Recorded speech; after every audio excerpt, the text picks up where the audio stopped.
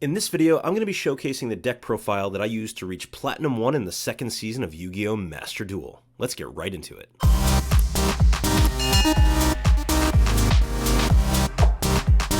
What's up, Duelist? My name is YuGiOh, and welcome back to another Yu-Gi-Oh! Master Duel video. As I mentioned before, I'm going to be showing off my deck profile that I used to reach Platinum 1 in the second season of Yu-Gi-Oh! Master Duel. If you like content like this, be sure to like this video, subscribe to my channel, and click that notification bell so you can be notified every single time I upload a new video. Thank you so much, I love you all. So as you can see from the deck profile, we are playing Eldlich. I think Eldlich is just the best deck all around for new and old players, players that just want to play well competitively but don't want to have to deal with all the comboing and all the crazy shenanigans that decks like Drytron do. All in all, the combination of hand traps, floodgates, and Eldlich the Golden Lord himself are what makes this deck incredibly powerful. Without further ado, let's get right into the card choices that I use for this deck. Keep in mind that this deck is not entirely optimal. I kind of just worked with what I had and I built it over time, and there are definitely some improvements that we can make to this deck, which I'll go over at the end of the video. First and foremost, you can see right here, I am playing the Gamma package. So I do like the driver in Gamma because essentially it's a way to negate and destroy. Unlike something like Valor or Imperm, Gamma actually removes the threat, which can be very helpful, especially because if they have another extender in hand, normally they can just special summon it and link it away into a Link 2 for another powerful play. So I think Gamma is pretty mandatory in a deck like this. You definitely want to see it in your opening hand. Next on the list, we do have Max C. Now, I think Max C is probably the most powerful hand trap in the game, maybe in the top 3 most powerful cards in the game of Yu-Gi-Oh! In the Yu-Gi-Oh! TCG, this card is actually banned, and it has been for quite some time. However, I do like the implementation of Max C in a game like Yu-Gi-Oh! Master Duel. It punishes bad players for making mistakes or taking the Max C challenge, but it also rewards good players for skillful play. I think a card like Max C has the same problem with many of the powerful cards in Yu-Gi-Oh! If you open it, sometimes it's just a game winner. Next on the list, I am running 3 Ash Blossom and Joyous Spring. Especially in the TCG and in Yu-Gi-Oh! Master Duel, I run this card at 3 in every single deck that I play. I really love the card's versatility, I love that it's a catch-all for most things, and it's just a great card to have in your main deck. We are playing 2 copies of Eldlich the Golden Lord, the big man himself, the Chonker, the chunky man. This card is incredibly powerful, and the fact that it can be played alongside a card like Skill Drain at 3 is absolutely bonkers. Eldlich the Golden Lord has 2 powerful effects, one being able to send a threat on your opponent's side of the field to the graveyard, or even something on your side of the field if you want to, and it can also add itself back from the graveyard and then special summon itself or another zombie monster with a 1000-point attack boost. So this guy can be a 3500 beat stick. Your opponent is really gonna have to deal with this. I play 2, I've seen some people play 3, but I really don't think it's necessary. Just watch out for the Ice Dragon's Prison. For the Platinum ladder, I am playing 3 copies of Nibiru. Just because the Lyraloose Tri-Brigade deck is running rampant, and also decks like Drytron, you do want to have this card kind of like as a catch-all for those combo decks so you can kind of make a clapback. I also can't tell you how many games I've won just by tribute summoning Nibiru with a Golden Lord and a Hakuero or something like that, and then reviving the Golden Lord. That's 6,500 damage on board. In Master Duel, especially with all the Eldlich decks running around, I do like to run Harpy's Feather Duster in the main deck. It is a one-of, so it can be kind of sacky, but when you do see it and you're playing against a back row deck, you feel really safe. Next on my list, I am playing Pot of Extravagance. I really do like this card. You don't need to use your extra deck that much. It's kind of just a way to facilitate your OTKs, so banishing 6 cards randomly face down off the top of the extra deck in order to draw 2 cards is incredibly powerful. You just want to see that +1 in your opening hand, because sometimes this deck can brick.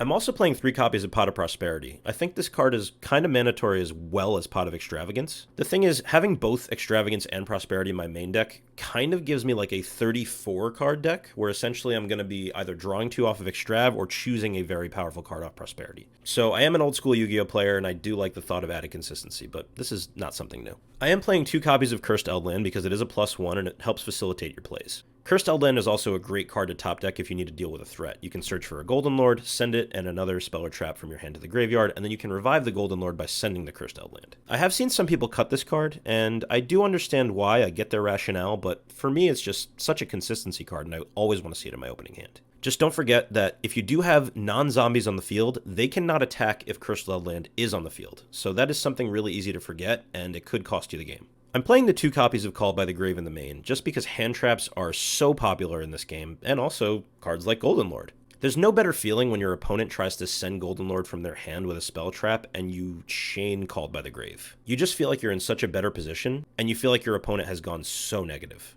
Not to mention it's such a versatile card, you can use it for cards like Eva, Ben 10, any old thing. And you can also use this card aggressively against PKs, which is a really great play. I am playing the 3 copies of Elixir of Scarlet Sanguine. I think this is a necessary card at 3 just because it gets the Golden Lord out of your deck and visible, and it also can get it out of your graveyard if you have one. So if you have a set Scarlet Sanguine and your opponent tries to call by the grave your Golden Lord, you can just chain Scarlet Sanguine and bring it back onto the field. It's not the most optimal play, but it is a way to play around Call by the Grave. I am playing the one copy of Solemn Judgment that I did get for free. I like having this card in my deck as a catch-all because it can protect my Imperial Order, it can protect my Floodgates, and it can also just stop a really important summon if my opponent is trying to push for a lot of damage. Some duelists will argue that half of your life points is a hefty cost to pay. Keep this in mind. You can always pay half of your life points at any time in the duel. Even if you have 50 life points, you can still pay half down to 25. This card is always activatable, and that's why it was banned in the trading card game for such a long time. The next card on my list is ban-worthy, but I do run it because it is at 1 in this game, and it's incredibly powerful. And that's Imperial Order. If you play the YuGiOh TCG, you know that this card was recently banned. On the ranked ladder on my climb to Plat 1, there were 3 games in a row where I opened Imperial Order, and I won just because I opened Imperial Order. That kind of makes it so this card is not skillful. And we do strive for an interactive card game, but we all know this game is not really that interactive. You can just build a board and sometimes blow out your opponent. I'm playing Skill Drain at 3 just because of how amazingly powerful it is. I think if you're playing Eldlich and you're not playing this card at 3, you're making a big mistake. Not only are your cards vastly unaffected by this card, but it helps take care of things like Zeus and Draco Future and Dryden. Negating the effects of all monsters on the field is incredibly powerful, especially when you're playing against a deck that relies on activation and resolution of its monster effects. Not to mention, Golden Lord is incredibly powerful. If you ever need to clear a card like this or Imperial Order to start more plays, you can just send it to the graveyard and revive Golden Lord. I did choose to play Summon Limit in the main deck. I found in playing that most of the time I get to go first, either because I choose to go first or because my opponent makes me go first. Which is entirely understandable. Getting that 6th card off the top of the deck on your second turn is really powerful. So Summon Limit at 3 has been great for me. I've been able to just flip it on the second summon and basically end duels. A cool interaction to keep in mind that came up the other day for me was my opponent summoned a Kaiju over my Golden Lord in an attempt to shut off my Hakuero and my Conquistador. Keep in mind, this counts as their first summon, so once they summon another monster, you can flip this and effectively their turn ends unless they have an out. I'm playing the one copy of Hakuero. I don't think 2 or 3 is necessary, but you might choose to play 2 just to have more engine cards in your deck. I think with the 2 copies of Called by the Grave, this card is perfectly fine at 1. Although if you're expecting a graveyard-heavy ladder, this card might be one that you can bump up to 2 or 3.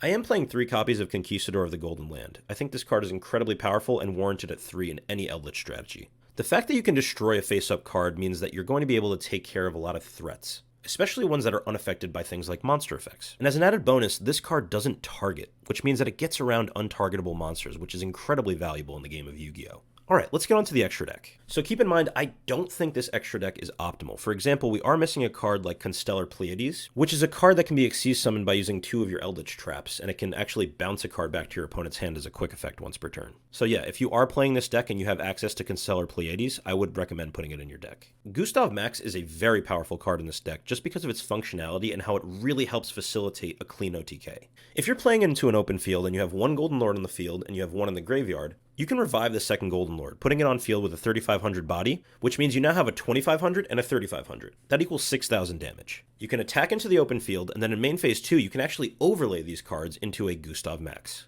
Gustav Max, once per turn, once per copy, can actually detach a material to inflict 2000 damage. So let's just do some quick math. Yeah, that's 8,000 damage. I never really go into Zeus over Gustav Max because normally Gustav Max is a game winner, but it's nice to have just in case they Veiler it or Imperm it or something like that. But it is nice to have if you're making an aggressive play in main phase 1 with Gustav Max and then have to attack with it, you can just slap a Zeus on top of it and it's pretty nice.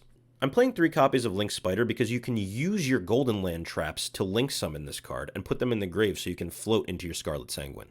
The same goes for Imduck, but Imduck has an added bonus. If your opponent happens to summon a monster underneath one of the extra monster zones, Imduck has an added effect where it can destroy that monster before damage calculation. I am playing the 1 Crystron Halqifibrax. Sometimes it helps me go into an access code talker, but as you can see I'm not playing the Veiler and Selene package, I'm just using it to get another monster on field. Getting monsters on board is not incredibly difficult in this deck. I'm playing 2 copies of Nightmare Cerberus. Now Cerberus is really nice, I hardly ever go into it, but if there is a special summon monster that I need to clear and I don't have an out, sometimes he comes in the clutch. Nightmare Phoenix is great. I go into this card all the time.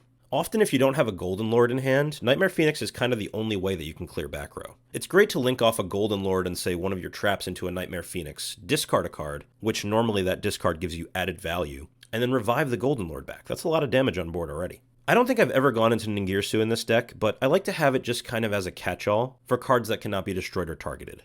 Ningirsu is a card that is a non-target send from both sides of the field, so you have added value. You can send your traps, you can send your Golden Lord, you can send just about anything in this deck and it's fine. And finally, we do have the Access Code Talker. I do go into this card sometimes if I'm trying to push for big damage or if there are some threats on the board that I need to clear. I think this card is just a great card to have in any deck that can play it, and you'd be a fool not to, basically. Guys, that's going to do it for this video. Let me know what you think of my deck profile. Do you agree with it? Do you disagree with it? Do you have other suggestions for me to improve this deck? Let me know your thoughts in the comments down below. I'd love to hear them. Thank you so much for watching this video. My name is YuGiOh, and as always, stay getting that paper. I will see you in the next video.